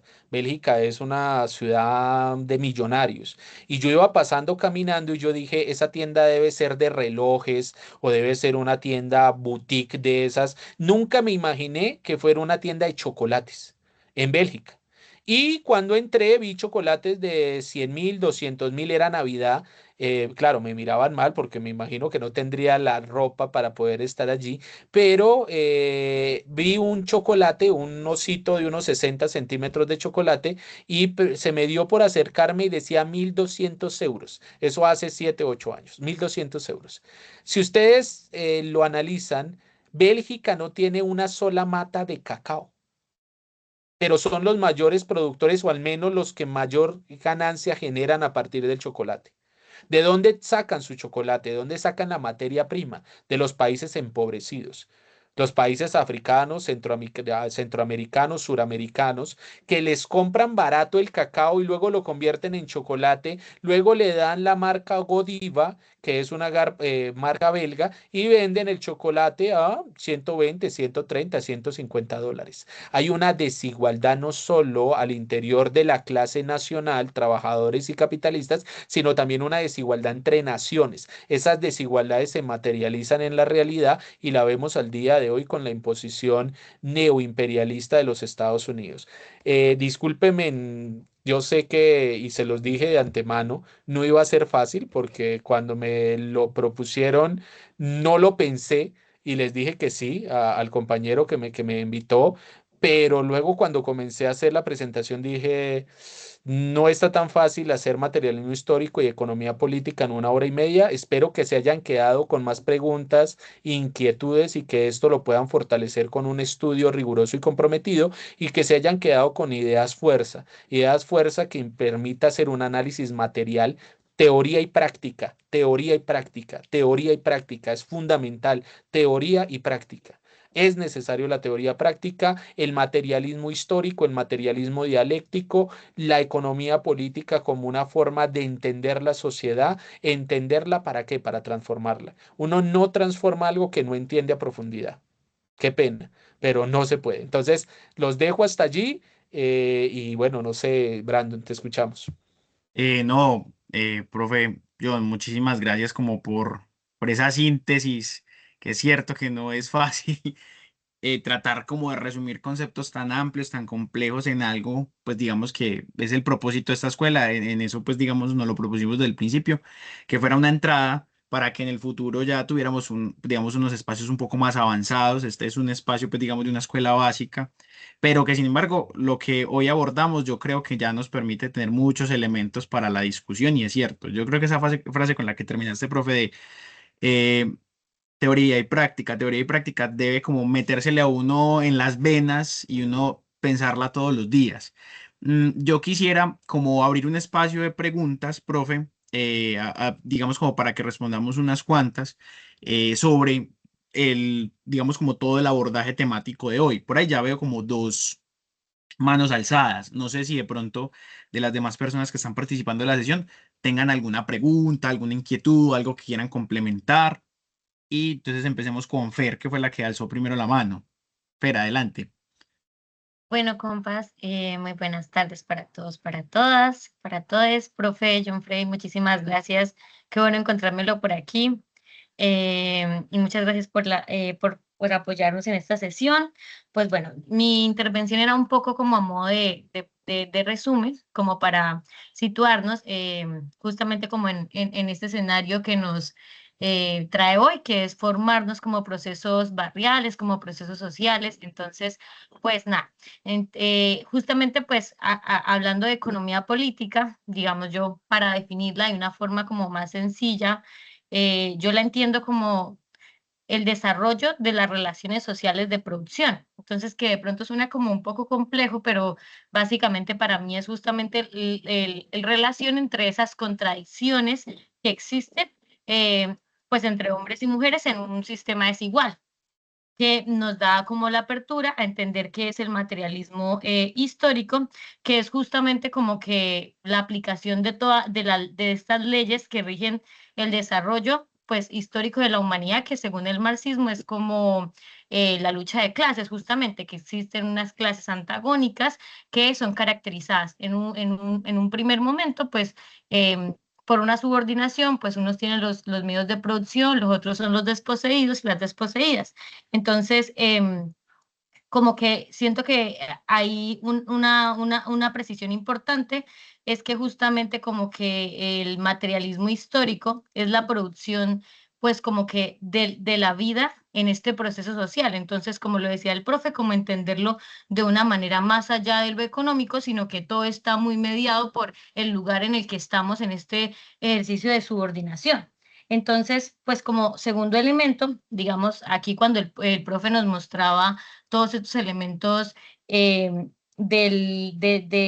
las etapas hablamos un poco de que estaba creo que el capitalismo, el feudalismo primero y esto y luego pues socialismo, comunismo, como que yo ahí me traigo como una pregunta que traíamos la clase pasada o incluso hace varias clases, que era, bueno, ¿qué tan viable, qué tan posible con las realidades, esto que tenemos hoy en nuestra América, es el capitalismo sostenible? Entonces,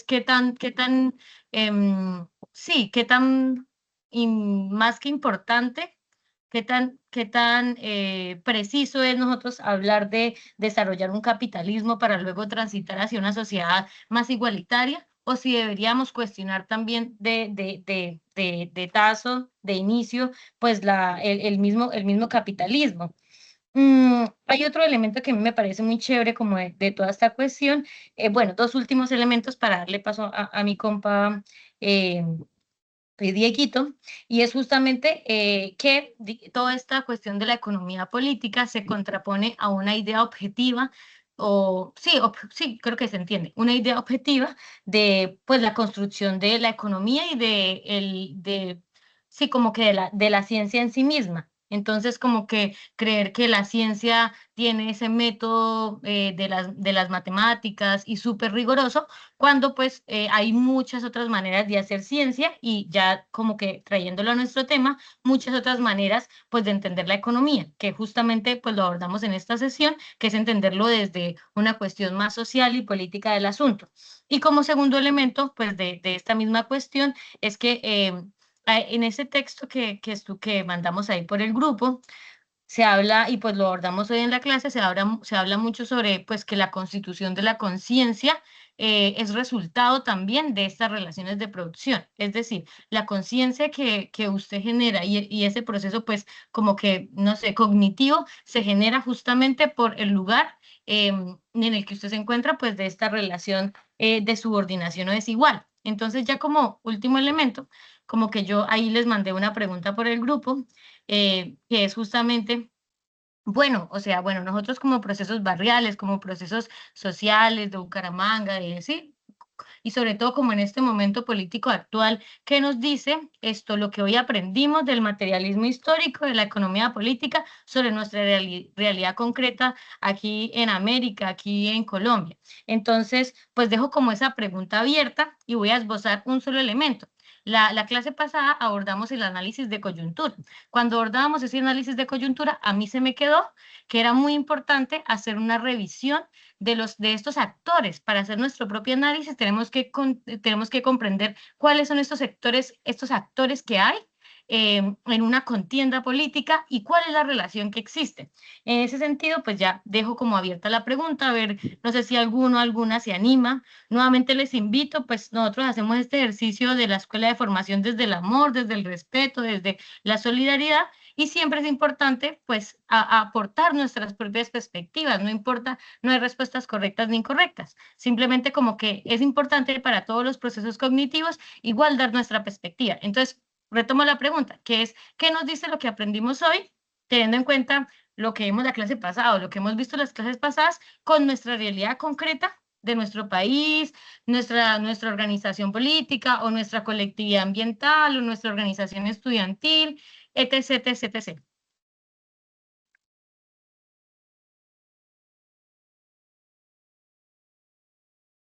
Sí, ¿quieres le respondo Listo. o Diego y respondo?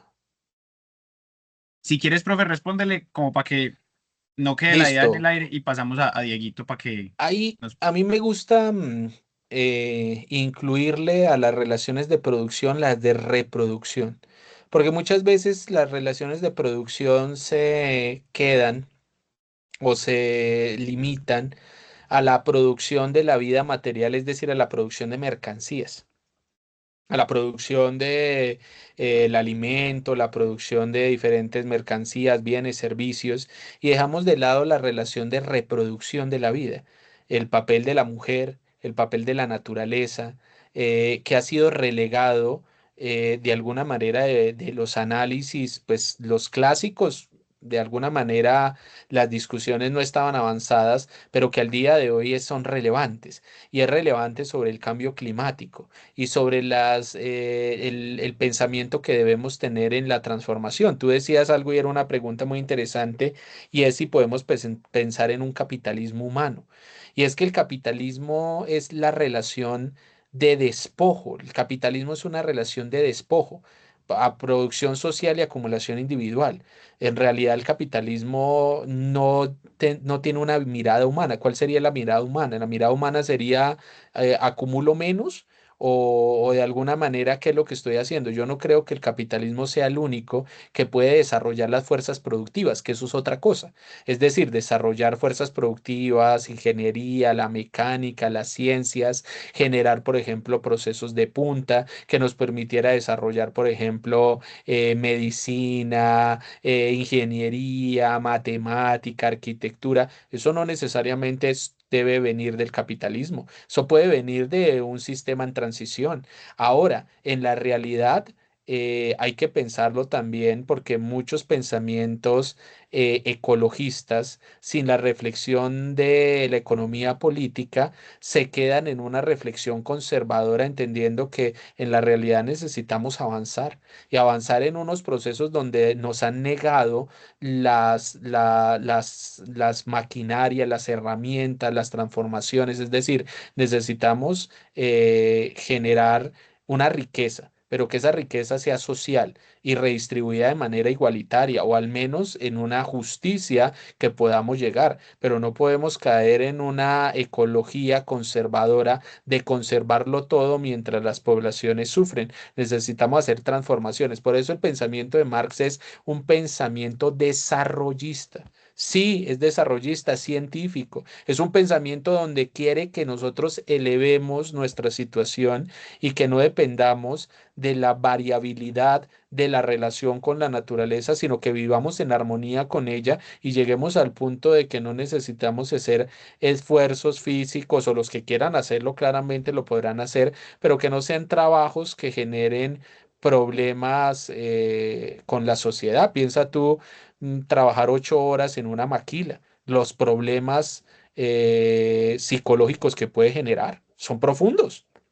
Es decir, ¿Por qué la ciencia, por qué el arte, la cultura nos permite realmente desarrollarnos como seres humanos y ese pensamiento? Tenemos que ir hacia allá. Entonces yo creo que el tema de la ecología hay que trabajarlo muy, muy fuerte porque alguna vez yo escuchaba un autor, un profesor mexicano que decía en qué punto nosotros podremos, por ejemplo, levantarle la voz a un Estados Unidos. ¿Lo vamos a hacer con qué? ¿Cómo? Tenemos que hacerlo también, ponernos en la misma situación industrial, tecnológica, no cometiendo los errores de ellos, sino haciéndolo a partir de una lógica industrial, una lógica de el aumento de las fuerzas productivas desde una lógica humanista. Yo sigo mucho a China por todos los desarrollos que están haciendo, pero miren ustedes cómo tuvieron que sufrir fuerzas productivas que generaron contaminación, pero al día de hoy es el país que más apuesta por tecnologías de energía limpia y energía que ha generado descarbonización. Es decir, desde allí se puede. El pensamiento no es que el capitalismo es el único que genera riqueza. Eso es una mentira, que pues hasta el gobierno anterior no la echó. Hay que tener esa discusión algún día, pero bueno, eso es lo que hay. Bueno, me quedan 5 minuticos. Escucho a Diego y Sebastián y tengo que irme. Y Fernanda, bueno, creo que nos habíamos visto. Creo que fuiste mi estudiante allí en la Nacional, si no estoy mal hace ratico. Listo, profe. Dieguito, dale. No, justo quería como comentar esto que plantea el profe, que de hecho pues muchas gracias por habernos acompañado. Esperamos tenerlo más adelante también en otros escenarios. Este pues desde luego es el primer año de la extraescuela, ¿no? Entonces como sesiones introductorias y es precisamente el tema de la riqueza. Hace unas semanas, hace unos meses, tuvimos una conversación, una discusión con algunos compañeros precisamente con el término, porque claro, quizá para nosotros en el día a día asociamos el término de manera de pronto peyorativa, en el sentido de las ambiciones personales de acumular riqueza, ¿sí? Pero cuando uno revisa, digamos, los documentos en el plano teórico, la riqueza habla también y sobre todo de cómo se transforma la materia, eso que plantea el profesor en el inicio, cómo le impregnamos, o sea, cómo el ser humano le impregna el trabajo a la materia, digamos, y la transforma. No es lo mismo tener no sé, un tronco de un árbol y a una silla. Ahí esa transformación se dio por que el ser humano le impregnó trabajo a esa materia y la transformó. Es decir, y eso también es importante mencionarlo, es el trabajo, es decir, es el trabajador quien genera la riqueza, porque es él quien transforma la materia, ¿sí? Y alguien podría decir, no, pero hoy tenemos máquinas que transforman la materia, sí, las máquinas, pero no generan riqueza, las máquinas de una otra manera están soltando la riqueza que ellas han acumulado, es decir, el trabajo del ser humano que llevó a la construcción de esa maquinaria, esa máquina la está soltando y las máquinas también se desgastan. Es un poco como esa analogía. Y quería como mencionarlo porque precisamente ahí alrededor del tema de la riqueza y también del desarrollo de las fuerzas productivas, pues digamos que una serie digamos, de confusiones. Yo también considero, como decía el profesor, que nosotros debemos desarrollar las fuerzas productivas de donde estemos, ¿sí? Otra cosa es a quién responde o quiénes son los dueños de esas fuerzas productivas y de los medios, sobre todo los medios de producción, ¿sí? Pero nosotros debemos desarrollar los medios de producción, eso sí es una realidad. Otra cosa es la propiedad sobre ellos, eso es otra discusión, ¿sí? Eso quería como mencionar, cuando ya hace bastantes añitos, participé de mi primera escuela sobre estos temas. A nosotros nos hablaron de un árbol. Yo no sé si así lo conocen todos, lo conoce el profe, el árbol de la economía política. Bueno, tiene varios nombres. A mí me gustaría mostrárselos porque a mí realmente me cambió como la concepción. Y de paso, no me demoraré mucho, les hago un par de recomendaciones. Este libro no lo intenté conseguir para dejárselos en el PDF de la escuela. Se llama Lecciones de Materialismo Histórico de Armando Chávez. No lo conseguí en PDF en internet. Esto, sí, los compañeros de Medellín les enviaron el de Penny King, el de Economía Política, pero antes de este, que este libro es bueno, les quería sugerir La historia del dinero. Este es bastante corto y es un libro muy sencillito, que es bastante conceptual. Es de Joseph Robert, muy, muy bueno, para entender, por ejemplo, qué es mercancía, qué es riqueza, esos conceptos que usamos a diario, pero que quizá no los hacemos como con la rigurosidad de pronto que merece. Entonces, hoy tratamos uno de los pilares, así le llamamos nosotros acá, como del marxismo, ¿no? Que es la economía política y el materialismo histórico, pero existen otros. Sin embargo, un concepto muy, muy importante y es el del trabajo, hoy lo mencionaba el profe, y uno usualmente, nosotros algunos que venimos desde la ingeniería, pues hacemos el chiste de que el trabajo es fuerza por distancia, pero eventualmente de eso no estamos hablando, ¿sí? Tampoco es la actividad por la cual se recibe una remuneración, que eso suele ser como las definiciones que uno encuentra en el diccionario, a eso no nos estamos refiriendo por trabajo, sino que por trabajo, y lo hablamos ahorita como en el ejemplo que tiene que ver con la silla, es la actividad del hombre mediante el cual se transforman y se adaptan los objetos naturales para la satisfacción de las necesidades. ¿Cuáles necesidades? Las necesidades materiales: comer, dormir, el refugio, el abrigo y el agua, ¿sí? Entonces, es por eso que el concepto de trabajo es supremamente importante, y es por eso que incluso los pensamientos neoliberales hablan de que no es el trabajador quien genera riqueza, ¿sí? Cuando es el pensamiento materialista el que precisamente dice que sí. Entonces ahí hay unos conceptos que debemos también tener muy presentes: el objeto de trabajo y los medios de trabajo. Cuando sumamos estos dos, encontramos los medios de producción. Cuando tenemos los medios de producción y la fuerza de trabajo, eso lo denominamos las fuerzas productivas. Y tenemos las fuerzas productivas y las relaciones sociales de producción, a eso es lo que denominamos modos de producción. Lo menciono y me lo trae a colación porque digamos, sobre todo Fer lo ponía sobre la mesa, y pues es bueno de pronto que todos tengamos una idea de dónde viene el término.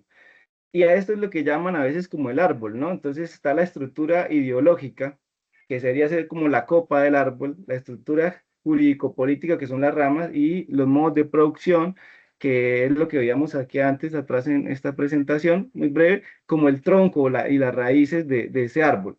Estos conceptos realmente son muy, muy, muy claves, y más adelante, de luego, acogeremos esa recomendación del profe de estudiar los textos así a profundidad, pues seguramente habrá tiempo para analizarlos, pero quería traerles como a colación precisamente eso, que nosotros tenemos la fuerza de trabajo, es lo que tiene la clase trabajadora, pero carece de los modos, de los medios de producción, ¿sí?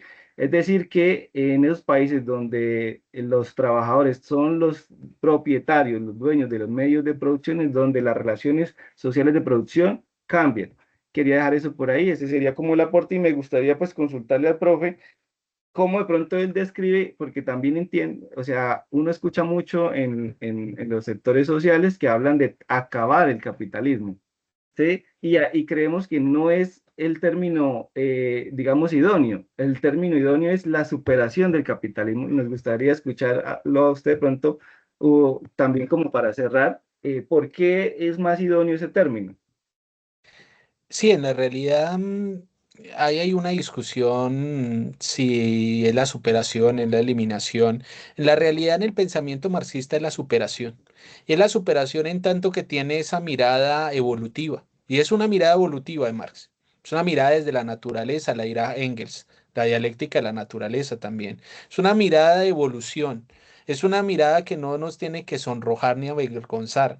La discusión es que filósofos de la década de los 60 y 70, financiados por el capitalismo, hablaron mal del determinismo económico. Pero es que el determinismo económico no es solo la economía como el que vende y el que trabaja, sino son esas fuerzas esas relaciones de producción y reproducción en la cual se ejemplifica la forma de vida. Lo que les decía, la propiedad privada, es decir, todo lo que implica la propiedad privada para el desarrollo y la estructura de nuestra sociedad. Es piedra angular. Vean ustedes, toda la relación está transversalizada por la propiedad privada, toda la relación jurídica, política, la matemática también está influenciada por lo privado, es decir, hay una lógica muy interesante. Yo creo que sí, en la realidad es la superación del capitalismo, por ende, si es la superación en el estadio que es el punto de transición que es el socialismo, va a existir relaciones capitalistas. Y van a existir relaciones capitalistas que deben ser subordinadas a otras relaciones. Por ejemplo, que existan relaciones híbridas, relaciones donde una persona tenga una propiedad privada, pero que genere producción y esa producción sea regulada por una organización, sea un estado diferente, no el estado capitalista, sino un estado diferente. Eso donde lo hemos visto en todas las naciones que han generado revoluciones, no solo la revolución china, en la revolución rusa, a eso se le llamó la nueva economía política. ¿Qué fue lo que hicieron? No, pues después de una crisis, de una guerra, la revolución del 17 tuvo que combatir con 17 ejércitos y una revolución interna de anarquistas y capitalistas en contra de los comunistas. Es decir, eso fue un caos.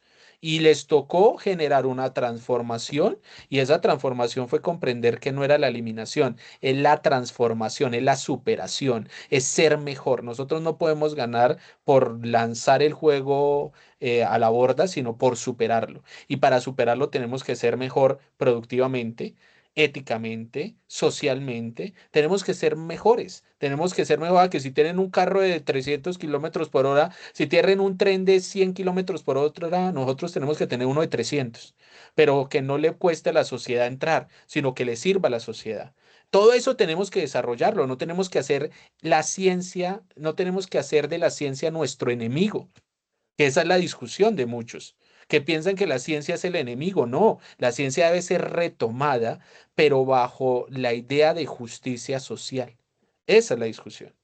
Sobre la idea de la reproducción de esa riqueza social que debe ser redistribuida y que debe generar unas mejores condiciones. Ya el problema es que estamos en un mundo difícil, en unas relaciones, en un continente. No, no es fácil, pero creo que vamos, es decir, creo que la discusión que ustedes están dando aquí es muy interesante porque se ve algunos acercamientos realmente teóricos robustos. Por lo que uno encuentra en muchos lados es, por ejemplo, la discusión que tú decías. La riqueza es imposible. Acabemos el dinero. El dinero es un equivalente de intercambio. Se utilizaba antes del capitalismo y se utilizará después. El problema es la relación de despojo que implica el capital, no el dinero, no el valor, no el precio. Todo eso va a existir después. Y el mercado también va a existir. Lo que debe acabarse es la relación de despojar de tiempo de vida a otra persona para poder acumular, para generar privilegios. Eso es lo que debemos acabar, que es otra cosa muy distinta. Diferenciar precio de valor, de capital, de dinero es fundamental. Si no lo diferenciamos, difícil.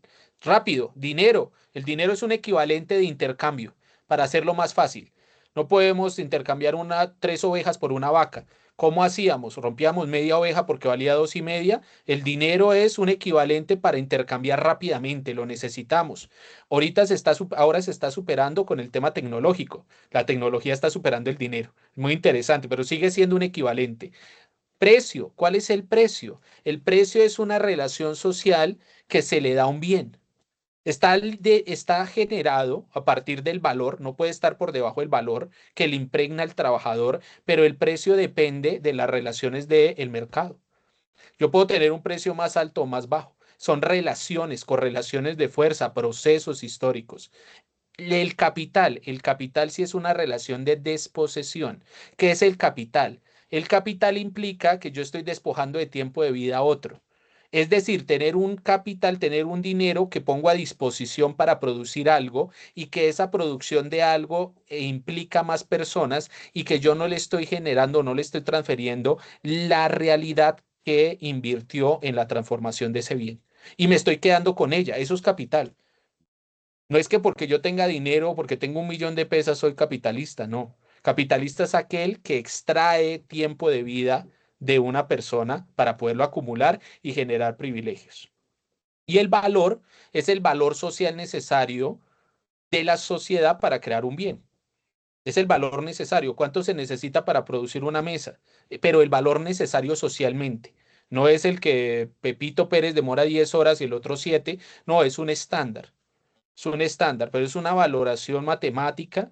Allí en el tema no es tan fácil, allá tendríamos que ir un poco más detallado. Por eso les digo que el tema no era fácil porque realmente para dar esta discusión que es filosófica de profundidad, tendríamos que haber leído por lo menos el primer capital, el primer tomo del capital, por lo menos.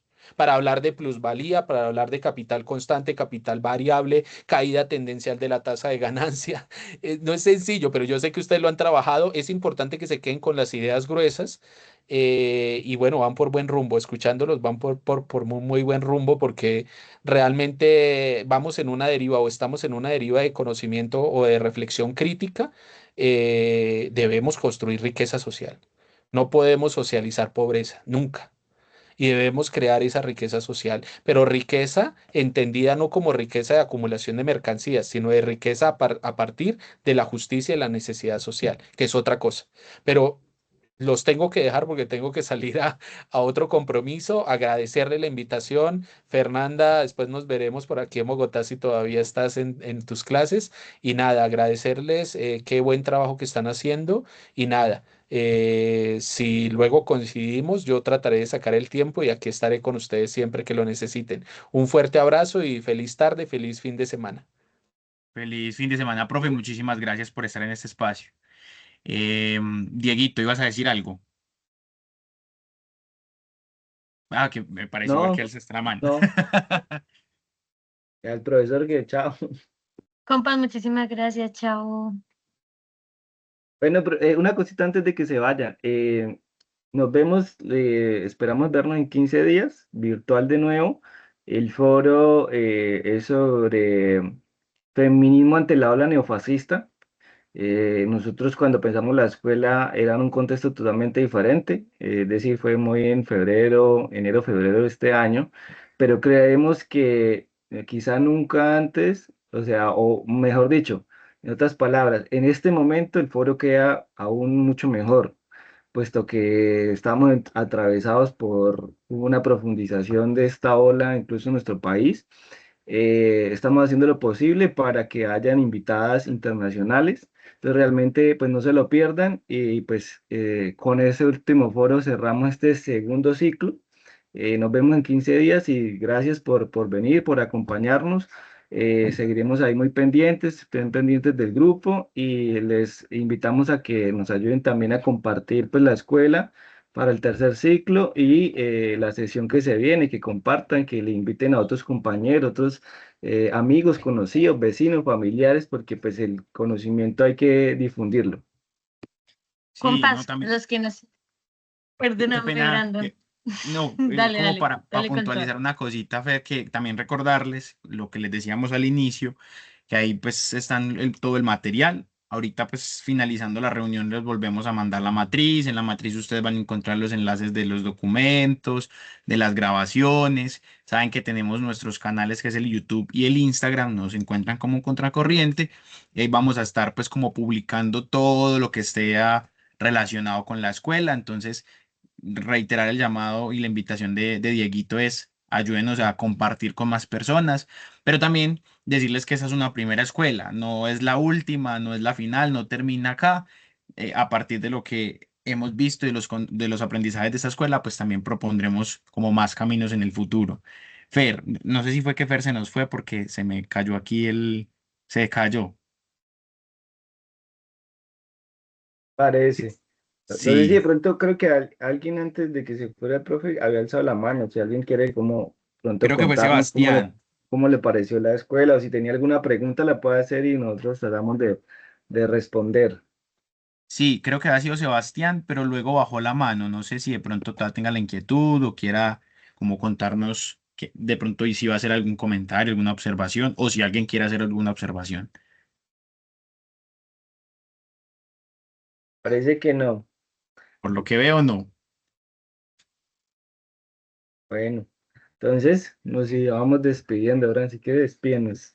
A todos, No, gracias. bueno, un abrazo para todos y todas, compañeros y compañeras. Gracias por haber estado en esta penúltima sesión de la Escuela de Formación Política, Herramientas para la Transformación Social. Que tengan un feliz fin de semana, descansen y un fuerte abrazo para ustedes en cada uno de sus territorios. Gracias, nos vemos en 15 entonces, chau.